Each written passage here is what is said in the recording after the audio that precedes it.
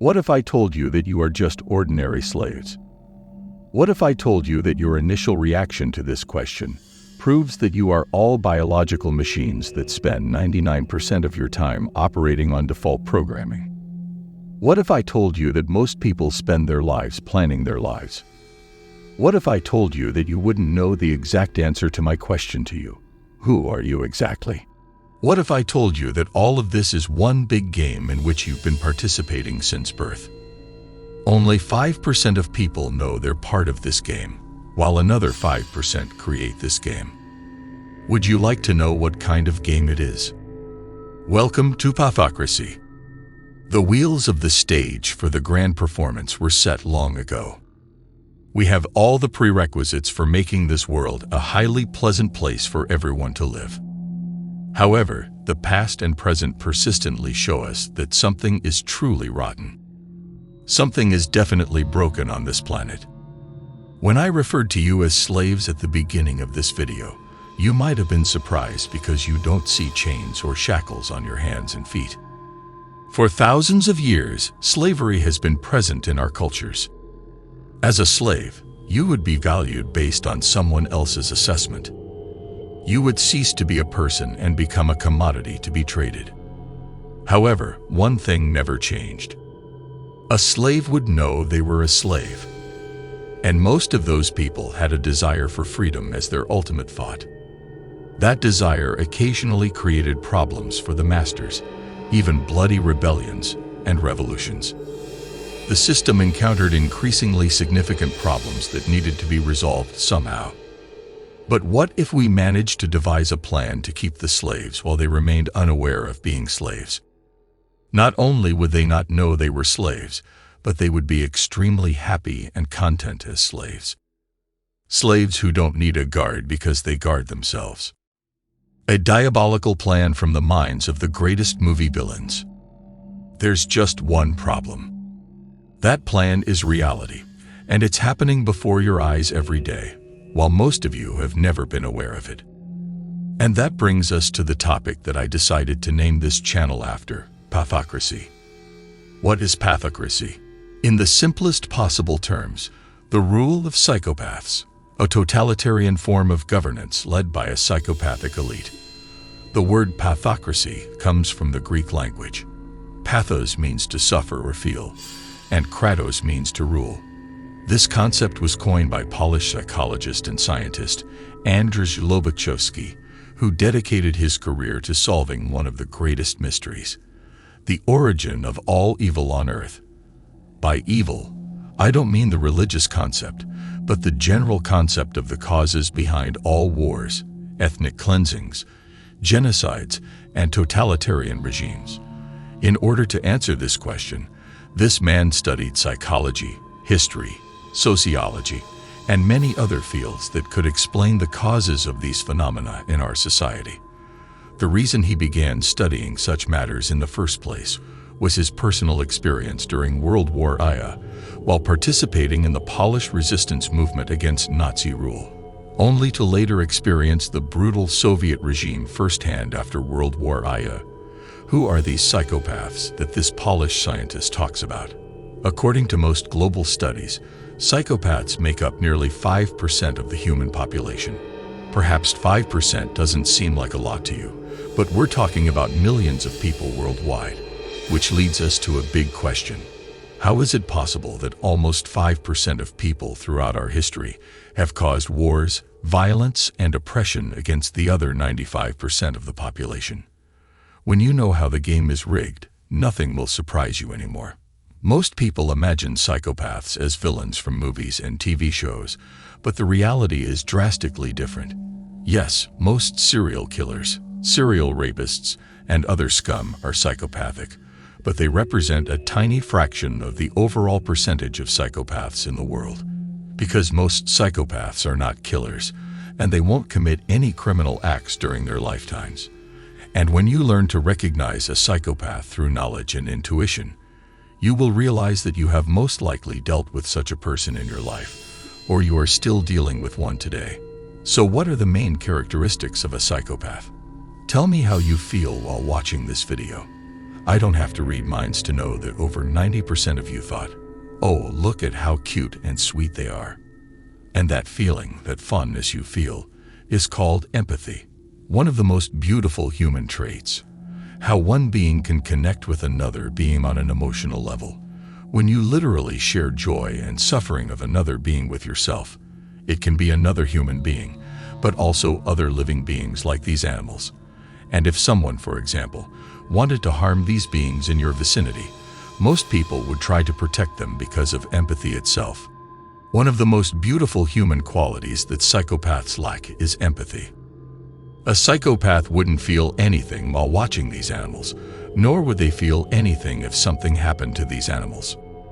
In fact, some might even enjoy the sight. Of course, this doesn't automatically mean that you are a psychopath if you didn't feel anything towards these animals in the video, because simply put, you may not like certain types of animals for some reason. Identifying a psychopath is not that simple because psychopaths are like chameleons, capable of disguising themselves within society. They are extremely skilled actors who will captivate you with their charm, flattery, and compliments in order to extract what they need from you. In addition to a lack of empathy, they also lack a sense of guilt or remorse and will never admit their mistakes. Indifference and coldness, rapid mood swings, imitation and manipulation of others' emotions, unrealistic self-confidence, pathological lying, frequently changing sexual partners, and an inability to settle with just one partner are all characteristic of psychopaths. They live parasitic lives at the expense of others. They have an extremely high opinion of themselves and are not open to any criticism. They are often insecure and project their insecurities onto other people whom they emotionally abuse. For example, if you have a boss at work who mentally harasses you, there is a good chance they are a psychopath. And as I mentioned earlier, a psychopath doesn't necessarily have to be a serial killer to be a psychopath. Most killers are not psychopaths. According to some studies among the prison population of killers, only 25% of them are allegedly psychopaths. Personally, I have had several encounters with this type of people throughout my life, and when you gain certain experience and develop intuition, you will be able to recognize them immediately. The problem with psychopaths is that they love power and will often use any means necessary to achieve it. You have surely heard the saying, "Success at any cost." These individuals are willing to step over dead bodies to attain prestigious positions in business as well as politics. Don't deceive yourself. These people are exceptionally capable of achieving what they set out to do by psychologically manipulating the majority of the population, which often leads them to directorial positions, high positions in politics, as well as in civil services, such as the police, healthcare, and even the military. This brings us to a pathocratic structure of the state, in which you will almost always find individuals like this. The characteristic of any pathocratic state is centralized control, corruption, suppression of culture and creativity, extreme inequality between the rich and the poor, suppression of free thinking and censorship, intolerance towards anyone who is different, unequal laws for all citizens, which means that if you are wealthy or influential, laws do not apply to you or are tailored to suit you, fanatic ideologies, and so on. Now, take a good look at the kind of countries you live in and the state of countries in general around the world. Perhaps, for example, Germany today doesn't seem like a bad choice for living. The freedoms are much greater than in the countries of the former Yugoslavia. The economy would be much better. I mean, what's the problem? Did you know that after the United States, Russia, and France, Germany is the fourth largest exporter of weapons in the world? And what is weapons used for? Certainly not for planting potatoes. Have you noticed that France is in third place? What if I told you that one small country, the Netherlands, is on the list of the top 10 largest arms exporters in the world? Italy, Spain. Unexpected countries, right? Psychopaths are playing their game to a greater or lesser extent everywhere in the world, and this game has been going on for thousands of years. Andrzej Lobaczewski, the creator of a scientific study on such forms of governance, was sometimes quite radical in his ideas due to his personal traumatic experiences. He claimed that psychopaths are not human beings, that they lack a key ingredient to be human beings, and that such people should be killed on the spot without any remorse. This is a very radical statement, but we must understand that this man was very close to the source of evil itself. Under German, Nazi occupation and torture, which, when it ended, simply continued in the form of the Soviet Iron Boot. From the very beginning, when the first person took a club in their hand, it didn't take much time for that club to end up on someone's head. As civilization progressed a bit, you had groups, tribes that slaughtered other groups and tribes. And this has been going on for thousands and thousands of years. Only the weapons and tactics have changed. Nothing else has changed. More than 95% of people are perfectly normal human beings who, by default, do not wish harm upon anyone. But under certain circumstances, this vast majority turns into a dangerous mass controlled by a psychopathic minority. And why is that?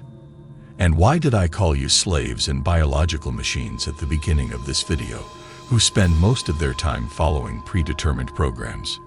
To find answers to these questions, we will have to delve deep into the world of psychology.